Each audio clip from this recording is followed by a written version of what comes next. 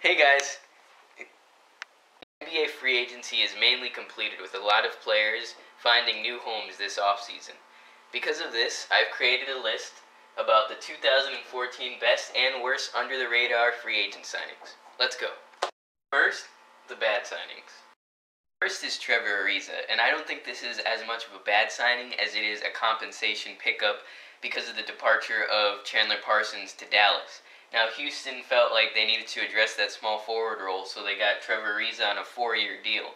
The problem is that Trevor Ariza already played for Houston, and it's shown that he only plays really good and he tries his hardest when he's in a contract year and he's looking to get more money.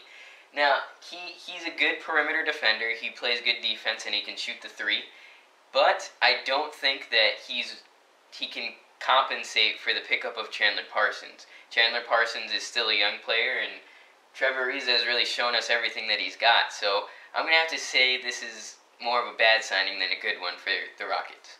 Next is the signing of DJ Augustin to the Detroit Pistons. DJ Augustin had a great year in Chicago when he was forced to take a main scoring role when D. Rose went down with an injury. Now he's going to Detroit, and the problem with that is that they already have a set point guard in Brandon Jennings to start for them, and I also think that they have a set backup point guard in Will Bynum, who averaged 9 points and around 4 assists in 20 minutes a game last year. I really feel like he's too small to play the shooting guard position, so for him to slide over would be a defensive deficiency, and I really just don't think that that would work, and he's not going to get set minutes like expected. After getting amnestied by the Chicago Bulls, Carlos Boozer was then picked up by the Los Angeles Lakers. Now, when you draft a guy 7th overall in Julius Randle, who will play the exact same position as Carlos Boozer for the Lakers, as well as small free agent pickups such as Ed Davis and Jordan Hill to play the exact same position, there's really no need to pick up an old guy such as this in Carlos Boozer. He still has some scoring abilities as well as some rebounding abilities, but all he does is halt the growth of younger guys. There's really no benefit to the pickup, as he might be able to add some playing experience, but they're not going to win any more games because of it. Evan Turner just signed a deal with the Boston Celtics, and the problem with this is that they already have a backcourt that's already filled with young talent, and bringing in a guy such as this who's proven as a scorer but not somebody that you're going to want to use as a primary number one really makes no sense. They already have Rajon Rondo manning the point, Marcus Smart, who can play that 1 or 2 position, Avery Bradley, who's already a lock at the starting position, and James Young, who's a recent draftee, and is going to try to get minutes so that he can develop his game. So this signing really doesn't help them because they're in a rebuild mode. It really makes no sense. This trader right here is going to introduce us to the good signings. Farouk Aminu signed a short deal with the Dallas Mavericks, and he's really going to help that second unit defensively. The Dallas Mavericks were really bad on defense last year, and this is a guy that has been known as mainly a pure defender. Not really that much of a great scorer, but on defense he really gets at it, and he's really good at rebounding the ball. He's going to help whenever Chandler Parsons needs a rest, or whenever they feel like they need to go small in that lineup. Aaron Brooks signed a short deal with the Chicago Bulls, and all he does is provide energy off the bench and really fast scoring really fastly, because he's not really that good of a player. He could just score really fast, and he's fast. Carter will most likely be playing the twilight years of his career with the Memphis Grizzlies, as he signed a 3-year, $12 million deal with them. Now, Vince Carter is mainly going to be taking over Mike Miller's role, who left for Cleveland, and that's going to be as a 6th man to provide energy off the bench and to add ball handling, as well as making good decisions and just helping that second unit that consists of Nick Calathes and Courtney Lee. He's about 87 years old, yet he still manages to play better than half the league. Davis signed a 1-year deal with the Los Angeles Lakers, and it is probably one of the biggest steals in the entire free agent period. He's still relatively a young player, and he's shown good amounts of potential to be a good big man in the league in his short amount of minutes played. He is mainly a big body who can just score in the low post, but he also gives good defense and good rebounding skills. Last season, he received a minute sporadically in Memphis, but I think here in Los Angeles, he's going to get more minutes to shine. Washington Wizards made two good signings in Kris Humphries and DeJuan Blair. Now, they're both kind of the same player, but they're really going to add to that power forward position and center, because I think that both of these guys can slide over to the center whenever a team is trying to play small. Kris Humphries provides a lot of rebounding and toughness down low in the post, and DeJuan Blair is able to, he's a little bit more crafty, but he's going to be able to score in the low post as well as gobble up rebounds. And I also like DeJuan Blair because he's one of the only players in the league without an ACL, so he can't tear it. So James Johnson manages to have the ugliest tattoos in the entire NBA. You can't doubt that he's at least a decent player.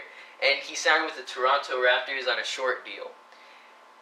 This will be his second stint in Toronto, as he jumped around the league after he left, and the reason that he jumped around is because he wasn't really able to score the ball. He is one of the best perimeter defenders, if not the best perimeter defender in the NBA, and I think that the only one that competes with him is Tony Allen.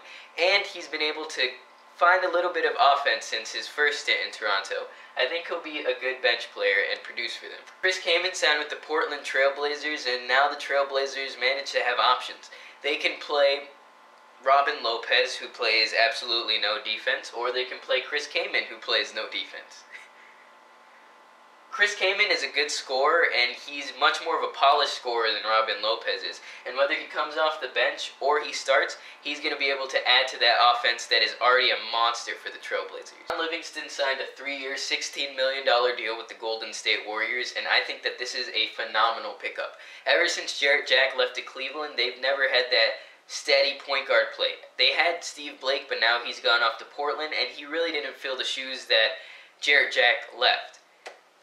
Shaun Livingston, what they get in him is good defense, a good post game, which is really rare for a point guard, and a guy who makes smart decisions.